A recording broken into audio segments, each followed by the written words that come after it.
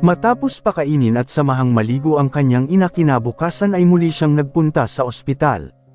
Ewan niya pero hindi na siya natutuwang makita ang kaunos-lunos na kalagayan ni Nathalie. Hindi niya nais maghiganti rito nang hindi nito nalalaman. She wanted her to be awake and feel the pain of her revenge. Mas satisfying iyon sa palagay niya. Nathalie, tawag niya sa pangalan nito. Kung plano mo pang magtagal dyan, baka wala ka nang mabalikan.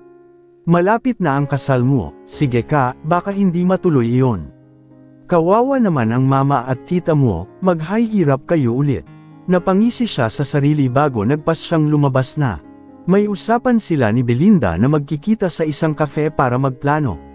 Hindi kasi nila pwedeng gawin iyon sa bahay at baka malaman ni Barbara at pati paggaling nito maantala. Nasa lobby na siya ng ospital nang makita niya ang tiyahin na kakapasok lang at nagmamadali na parang may hinahabol. Curious tuloy na napatingin siya sa unahan nito. A tall, handsome man was walking hastily before her aunt. Galit na may kahalong matinding pag-aalala ang nakalarawan sa mukha nito. Pero parang pamilyar ang lalaki sa kanya. Nathalie. Narinig niya ang boses ni Belinda kaya automatikong bumalik ang atensyon niya sa tiyahin mula sa pangangapa sa memorya niya kung saan niya nakita ang lalaki. Nathalie, ulit ni Belinda. Joaquin, it's Nathalie. I told you, she's okay. Joaquin, ang fiancé ni Nathalie. Bago niya mapagtanto ang nangyayari, nakita na siya ng lalaking tinukoy ni Belinda. And in few big steps of his, nakalapit ito sa kanya. Nathalie. He said Nathalie's name. Napalitan ng relief ang kaninang pag-aalala na nasa mukha nito. You're okay. Gumuhit ang simpatikong ngiti ng pasasalamat sa mga labi nito bago siya hinila sa braso niya. Mabilis ngunit mahigpit siyang niyakap at sa laking gulat ni Natalia, hinalikan siya nito sa mga labi. Na para bang kailangan iyon para masiguro nitong okay si Nathalie. Kaya pala pamilyar ang lalaki sa kanya. Nakita niya ito sa mga portrait sa silid ni Nathalie. Binabawi na niya ang tipikal na paglalarawan niya kay Joaquin kagabi. He wasn't ordinary. He was gorgeous. The kind of handsome that Natalia doesn't cross paths every day. I am so relieved na hindi totoo ang ibinalita sa akin ni Mama, sabi ni Joaquin. Nasa kotse na sila nito pero ayaw pa rin itong bitawan ang mga kamay niya. Kanina ay sobra siyang nagulat. As in nanlaki ang mga mata niya at hindi siya nakakilos sa kabiglaan. Paano ay bukod sa first time niyang makakita ng lalaking mukhang literal na hinugot sa pahina ng libro dahil sa taglay nitong kagwapuhan, first time niya ring mahalikan, sa lips. I took the very next flight so I could reach you as soon as possible. I was scared to wits, Nathalie. I thought I already lost you. Wala pa nga rin siyang maisip sabihin kay Joaquin. Disoriented pa ang isipan niya gawa ng nakakawindang niyang unang halik. But obviously, hindi nito napansing hindi siya si Nathalie. Paano naman hindi nito alam na may kapatid ang kasintahan nito, at identical twin pa. I'm okay. Gaya ng sinabi ni tita, hindi naman nagsinungaling ang mama mo. Naaksidente ako, comatose ng 2 araw but I'm fine. May mga bagay lang akong hindi maalala at sorry kung hindi agad kita nakilala. Kinompose niya ang sarili para masabi iyon. Ang kasinungalingang iyon ang mabilisang naisip ni Belinda para malusutan ang pagkagulat niya. At andun siya sa ospital para lamang sa kanyang follow-up check-up. Paano kasi, hindi pa nga nila napag-uusapan ang detalye ng pagpapanggap niya ay biglang dumating si Joaquin out of the blue. Kumbaga hindi sila handa. I'm so sorry, Nathalie. Pangako, hindi na ako aalis. I'll make sure na mababantayan ko ang kalagayan mo hanggang sa araw ng kasal natin. Tipid siyang ngumiti. Gaano man kagwapo ang binata ay hindi niya hihilinging wag itong umalis. Well, gaya ng sabi ko, mayroon akong selective amnesia. I can be difficult most of the time. Can you handle that, Joaquin? Siyempre naman. Ngumiti ito. Just now you didn't call me with your endearment to me, Nati. Ano ba dapat? Clueless niyang tanong. Never mind. Maaalala mo rin iyon. Sa ngayon ay gusto ko lang siguraduhin sa iyo na hinding-hindi kita iiwan. Hinagka nito ang likod ng kamay niya bago ito tumutok sa daan at nag-umpisang magmaneho. Gitling. Mama, kumain ka na, siti niya kay Barbara na nakatitig lang sa pagkain nito. Isang linggo na niyang rutinang pakainin, paliguan at bihisan ang kanyang ina. She had gotten better sa palagay niya lalo dahil hindi na ito mukhang baliw. Though may mga pagkakataon pa ring nagwawala ang kanyang ina at hinahanap nito si Natalie, agad naman itong nakakalma kapag nakita na siya nito. Kahit pa pinapagalitan niya ito lagi kapag hindi nakatingin si Belinda. Tulad ngayon, hindi niya ito sinusubuan kaya marahil ayaw kumain. Ma, iinom ka pa ng gamot kaya kumain ka na, dagdag niyang bahagya na agad na iinis. Pupunta si Dr. Hernandez dito para sa check-up mo, tukoy niya sa family doctor nila. Naiinis siya hindi dahil ayaw nitong kumain. Naiinis siya dahil gusto niya itong lapitan at kumbansihin itong kumain, subuan pa nga kung kinakailangan. At ayaw niya sa pakiramdam na nagiging concern siya kay Barbara Vergara. She may be her mother at hindi niya magagawang baguhin iyon. But she ceased to be a parent to her many years ago. Naging malupit ito sa kanya noong mga panahong kailangan niya ng ina. Kaya hindi nito deserve na lamambot ang puso niya rito. She planned to be rude to her para kamuhian nito si Natalie. Pero sa isang linggong inaalagaan niya ito, mas lamang ata ang pag-aalaga niya. Katwiran ng puso niya ay mas mararamdaman ni Barbara ang paghihiganti niya kapag nasa tamang pag-iisip ito. Or maybe, she just couldn't be completely rude to her mother, sa kabila ng lahat. Mama, she sighed at napilitang lumapit sa ina. Natalie, sambit nito pero hindi naman tumingin sa kanya. Natalie. Ma, I'm here. Ginagap niya ang mga kamay nito. You have to eat. Kapag dumating si Doc tapos hindi ka pa kumakain, magagalit iyon. Wala akong sakit, sabi nitong parang natatakot. Wala kang sakit, ma, pagsang-ayon niya. Check up lang. Kumutsara siya para sa ina at sinubuan ito. Salamat, Barbara said na tinanggap ang isinubo niya. Natalie. She offered her a forced smile. She just did her twin sister a favor. Gitling gitling gitling. You don't look okay. Narinig niyang wika ni Joaquin. Kumakain sila nito sa isang restaurant. Pangatlong pagkikita na nila iyon at unti-unti nang nawawala ang pagka-starstruck niya sa binata. She was back to her agenda. Bagamat may mga pagkakataon na nakakaramdam siya ng guilt dahil mabuting tao si Joaquin. Thoughtful ito at laging iniintindi ang mga sinadyang tantrums ni Natalie. I don't like the food, sinadya niyang itulak palayo sa kanya ang salad na halos di pa niya nagagalaw. Vegetable salad. Inaasar ba siya nito? Bakit iyon ang kakainin niya kung may available naman na steak o ibang karne? Tulad ng kinakain nitong lamb meat ata ayon. Kumunat naman ang noo ng kaharap niya. I'm sorry, love. It's just that you always prefer to order that every time we eat here, apologetic nitong saad. Noon iyon, aniya kahit na na-realize niyang si Natalie nga pala siya sa mga pagkakataong iyon na mahilig mag-diet at hindi si Natalia na matako. Kailangan kong makaalala kaya kailangan ng utak ko ng sustansya, palusot niya. Amused na tumungo lang ito sa kanya bago tumawag ng waiter. Napainom naman siya ng tubig sa paraan ng pagkakangiti ni Joaquin. At least you know how to eat now, komento pa nito.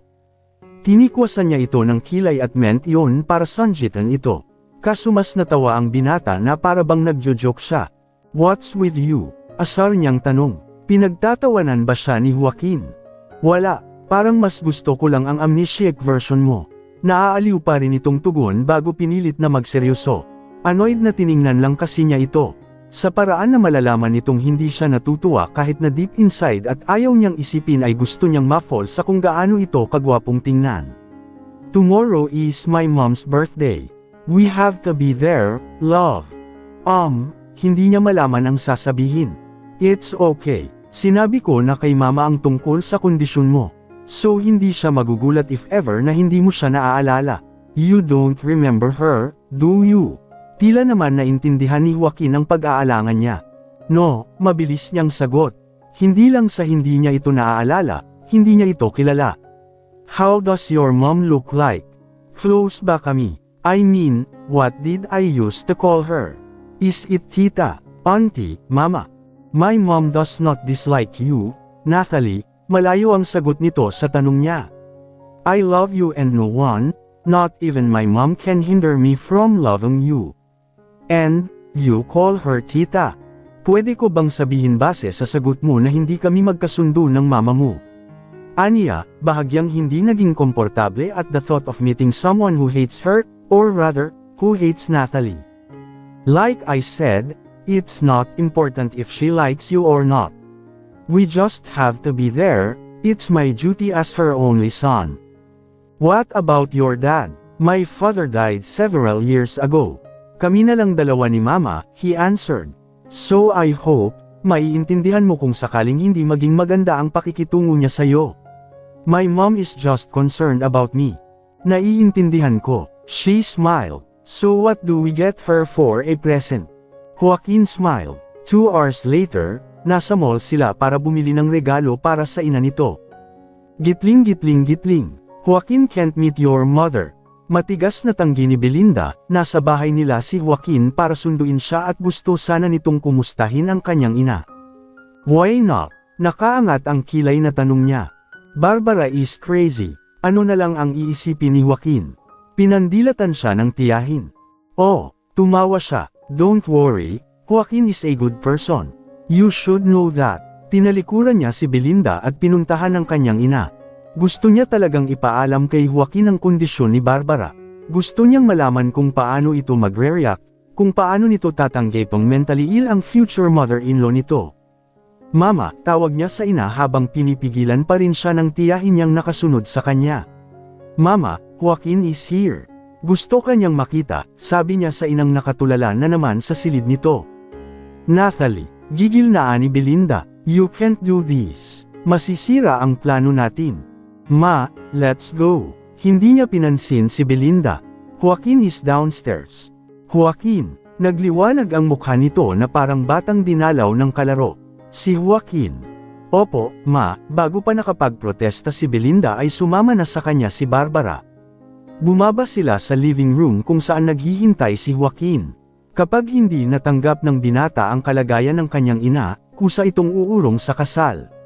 Hindi magtatagumpay ang plano ni Belinda. At iyon ang gusto ni Natalia. Aunt Barbara, magiliw na bati ni Joaquin sa kanyang ina. Joaquin, parang napatda naman si Barbara, parang nasorpresa na ewan. Yes, auntie, niyakap nito ang ina niya at hinalikan pa sa ulo. Kumusta ka na? I heard that you are not well. But looking at you, you look so normal to me. Laglag ang panga ni Natalia.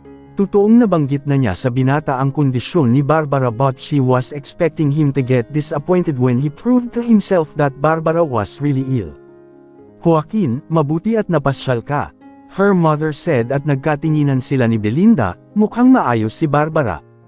Opo, auntie, hindi na niya narinig ang ibang sinabi ni Joaquin. Nagpaalam siya na mag-aayos muna habang kausap nito ang kanyang ina. Belinda stayed at sa nangungusap nitong mga mata ay naiparating nito sa kanyang lagot siya kapag nagkalat si Barbara at napahiya sila kay Joaquin. Dumiretso siya sa silid ni Natalie at doon naghanap ng maisusuot. It wasn't like she'd got something decent to wear. Hindi siya lamaking nagpupunta sa mga parties. Although nakapunta na siya sa ilang mga weddings at birthdays, isama na rin ang mga burol bilang isang mang-aawit. Isa iyon sa mga sideline niya na medyo disente ang kita. Black lace cap sleeve sequin slim A-line elegant long evening dress ang napiling isuot ni Natalia.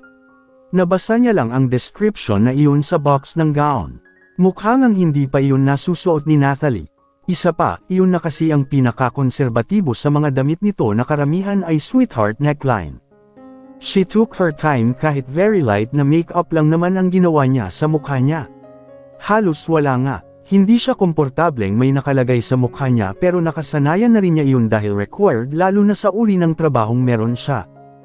After an hour na sinadya niya talagang pahabain ang paghihintay ng binata, Natalia wondered kung gising pa si Joaquin o kung ano na ang kinahinatnan ng usapan nito at ni Barbara. Behave pa rin kaya ang kanyang ina? Well, there's only one way to find out. Kinuha niya ang purse na pagmamay-ari rin ni Natalie, nagwisik ng kaunting mamahalin nitong pabango tapos lumabas na siya. Wala na ang mga ito sa sala, but she could hear her mother's laughter. Parang ang saya-saya nito. Nasa garden sila, wika ni Belinda na nakangiti, nakasalubong niya ito. Ha, sambit niya, bakit nakangiti ang tiyahin niya na parang okay lang ditong iwanan si Barbara ng mag-isa kasama si Joaquin. You were gone long enough. Nananodie ka na naman, Natalia, sabi nito. But I must admit, you look stunning in your sister's gown. Now go. Do not disappoint Mrs. Montecarlo. Okay, kibat balikat niya. Naglakad siya palabas sa garden. Hindi pa man sila nakakaalis ay nananakit na ang mga paa niya sa sapatos ni Nathalie. Mas malaki ba paa niya sa kapatid? O mas mataba lang siya? Kasya naman iyon sa kanya kanina. Kailangan pa naman niya ang 3-inch high heels na iyon para hindi niya maapakan ang gown niya. Tumigil siya sa may pinto at niyuko ang paang mukhang hindi siya bibigyan ng magandang gabi. Nathalie, mula sa pag-inspeksyon sa kanyang paa ay napaangat ng tingin si Natalia sa pagtawag na iyon ni Barbara. You look so beautiful, anak. Lumapit sa kanya ang ina at talagang nangunot ang noo ng dalaga sa pagtataka. Hindi ito mukhang may sakit. Right, Joaquin? Ma, magpoprotesta sana siya sa papuri ni Barbara kaso nang masalubong niya ang mga tingin ni Joaquin ay parang nalunok niya ang dila niya. Nathalie, sambit nito na tila ba nakakita ng supermodel. You're so beautiful. She blushed. Sanay siyang nasasabihan na maganda. Pero first time niyang ma-flatter ng ganon. Kadalasan kasi ay wala naman siyang pakialam kung ma-appreciate man siya o hindi. It was a first where a compliment reached her soul. Ngunit ang masama, galing iyon sa lalaking niloloko lang niya. Thank you, she murmured anyway. Are you okay, love? Joaquin asked Natalia. Yeah, sagot naman niya kahit na ang totoo ay hindi siya okay. She already met Sylvia Montecarlo, Joaquin's mother. At hindi nito itinago ang disgusto sa kanya. Gayunpaman ay sinabi nitong magiging civil ito sa kanya para sa anak nito. That was fine with her. At least hindi niya kailangang piliting makisama. Pero kahit naman nagpapanggap lang siyang si Nathalie, hindi naman siya bastos para patulan pa ang ina ni Joaquin. Sylvia was still better than Barbara. Mahal nito ang anak nito at protective pa nga gayong lalaki naman si Joaquin. Barbara, on the other hand, only loved one of her daughters. At si Nathalie lang iyon. Are you sure? We can live kung hindi ka komportable. Are you kidding me? We just got here. Ayoko namang maging bastos sa mama mo. Really? Parang hindi pa ito makapaniwala. Yup, she assured. Ikuha mo na lang ako ng pagkain please. Pag-iiba niya ng usapan. Sure, agad nitong pagpayag na para bang magbabago ang isip niya kapag hindi ito umalis agad. Wait, pigil niya, damihan mo, please. Gutom na ako eh. Naaaliw na tumango ito. Muli naman niyang binalingan ang mga paa niya. Mukhang hindi na siya makalalakad kapag nagtagal pa ang sapatos ni Nathalie sa paa niya. Without thinking about where she was, inalis niya ang sapatos para palayain na ang kanyang mga paa.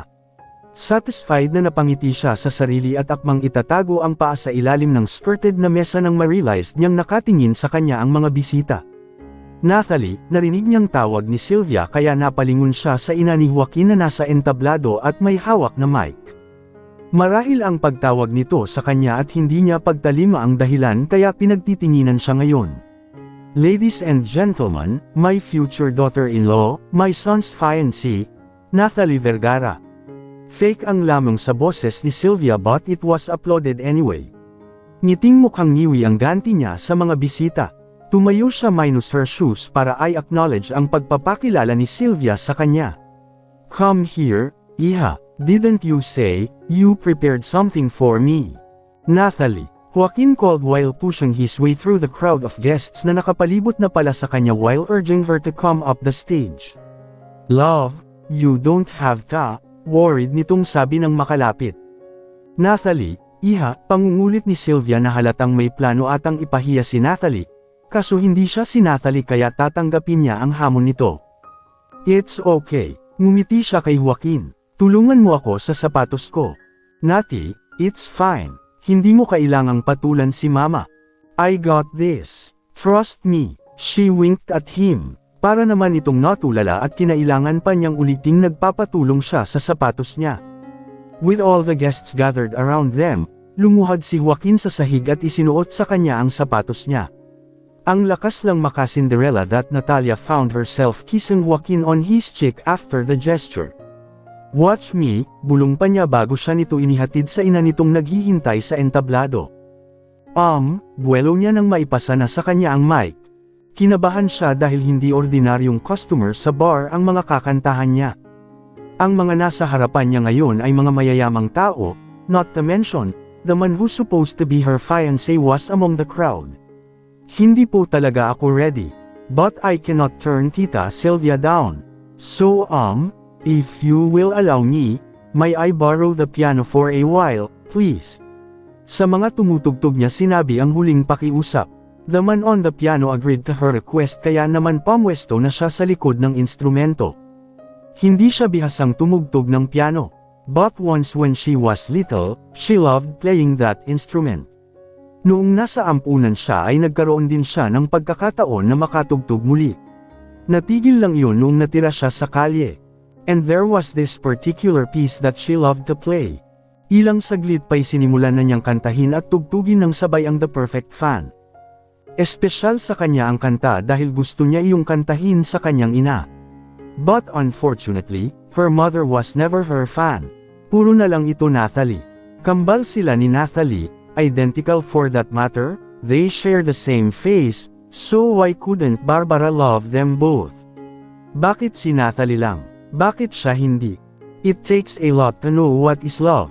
It's not the big things, but the little things. That can mean enough. Sa kalagitnaan ng kanta ay naging emosyonal siya. She struggled to finish the song. Masakit sa kanya na hindi siya mahal ng kanyang ina. Napakahirap sa isang anak ang pakiramdam na hindi ka importante sa nanay mo. Masakit yung wala kang ina na malalamang at walang inang handang dumamay sa iyo sa pagkabigo at tagumpay. But the song wasn't for Barbara at the moment. It was for Sylvia, Joaquin's mother who would soon be Nathalie's mother-in-law. Again, si Nathalie na naman ang maswerteng magkakaroon ulit ng isa pang ina. Though Sylvia dislikes her, naniniwala naman siyang mas mabigat ang pagmamahal nito kay Joaquin para hindi tanggapin ang magiging asawa ng nag-iisa nitong anak. Mabuti pa si Nathalie, cause mom you always were, the perfect fan. I love you mom. She ended the song. Nasusanhat pa siya so she murmured sorry. Tahimik lang ang lahat bago binasag iyon ng palekpak ni Sylvia, na sinundan ni Joaquin noong makabawi ito sa animo pagkabighani sa nasaksihan. Everybody clapped their hands shortly after. Natalia never felt so appreciated like that before. Kaya naman nang yakapin siya ni Sylvia ay di niya napigil ang maiyak. All she ever wanted was a motherly love. She wanted her mother to be proud of her. But at that moment, si Sylvia ang nagparamdam noon sa kanya because surprisingly, she said that she was so touched and felt proud that she's going to be her daughter-in-law. Thank you for that awesome performance, Nathalie, sabi ni Sylvia. Si Joaquin naman ay niyakap siya ng mahigpit pagkatapos ay ginawaran siya ng mabilis na halik sa mga labi niya sa harap ng lahat ng bisita. Hindi ko alam na magaling kang kumanta. Naglalakad-lakad sila ni Joaquin sa malawak na bakuran ng mga ito sa likod ng mansyon. Bitbit ng binata ang mga sapatos ni Natalia dahil pinili niyang ramdaman ang malagang Bermuda grass sa ilalim ng kanyang mga paa at para ay relax na rin ang mga iyon. Hidden talent, sagot niya. Sa kanilang dalawa ni Nathalie, siya lang ang nahilig sa musika. Nathalie was more on fashion. You've just won Sylvia Montecarlo's heart, my love, nakangiting sabi ng binata. Nang mama mo lang, pinangunutan niya ito ng noo. You've always have my heart, Nathalie. Tumigil ito sa paglalakad, gamit ang isa nitong kamay ay dinala nito ang kanang kamay niya sa tapat ng puso nito. I meant the visitors, she teased nervously as he locked gaze with her. Kinakabahan siya kasi parang bumilis ang pintig ng puso niya nang maramdaman niya ang mabilis na tibok ng puso ni Joaquin sa ilalim ng kanyang palad. Nathalie, feel my heartbeat, he said. You are the only reason behind it, my love. She just smiled at him. Hindi kasi niya alam kung paano niya sasagutin iyon. I love you, he continued. Ang sumunod na namalayan ni Natalia, magkalapat na ang mga labi nila. Joaquin Montecarlo was an expert kisser and she was immediately carried away. Although wish niya na sana hindi nito naramdaman ang mga naunang pag-aalinlangan niya sa tuwing hahalikan siya nito. He was a sincere person. He loves Nathalie with all his heart. All of a sudden, tumindi ang guilt na nararamdaman ni Natalia. Niloloko niya si Joaquin dahil lang gusto niyang gantihan ang kapatid niya by taking her place in her beloved's life. Ang gusto pa nga niya sana ay pasamain ito sa mata ng binata hanggang sa masira ang relasyon ng dalawa. Pero hindi siya makaporma na gawin iyon dahil bawat attempt niyang magpasama ng ugali ay ikinaaaliw lang ni Joaquin. Hindi tuloy niya maiwasang isipin kung anong klaseng girlfriend si Natalie at parang lahat ng gawin niya o sabihin ay bago sa binata.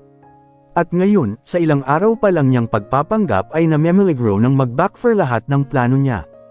And it's not good. I love you too, tugon niya ngunit sa loob niya ay mariin niya iyong kinontra. Refusing to make it sound like she was the one feeling the love towards Joaquin Montecarlo. How's Natalie? Tanong ni Natalia kay Belinda. Galing sa ospital ang tiyahin niya. No development, napabuntong hininga ito. Pero sabi ng doktor niya stable na siya, hindi ba? Naghilom na pati mga sugat niya. Yeah, they also don't know why. Gusto niyang maawa kay Natalie.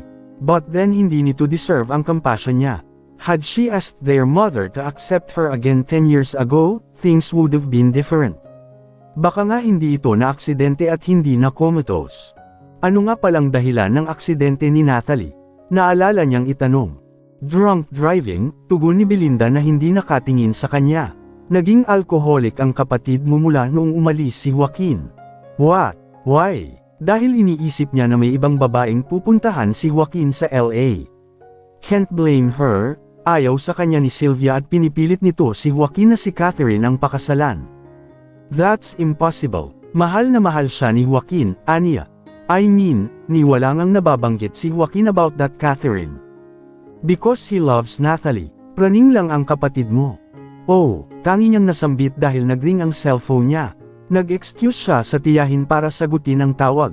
Joaquin, bungad niya habang naglalakad papunta sa garden. Natalie, iyon pa lang ang sinasabi ng binata ay parang nagbubuhol-buhol na ang mga laman loob niya sa di maipaliwanag na pakiramdam. Lihim niyang kinastigo ang sarili dahil doon. Ni hindi nga niya pangalan ang binigkas nito. I'm on my way to your house. Talaga, bakit? Sa halip na sa garden tumuloy ay pumasok siya ulit ng bahay at halos patakbong umakyat sa silid niya. My mother wants to have dinner with you, kasama ang mama at tita mo. Really? Napangiwi siya, mabuti kung pumayag si Belinda na isama nila si Barbara. Yes, pero ako na ang magsasabi kina auntie. Okay, see you then.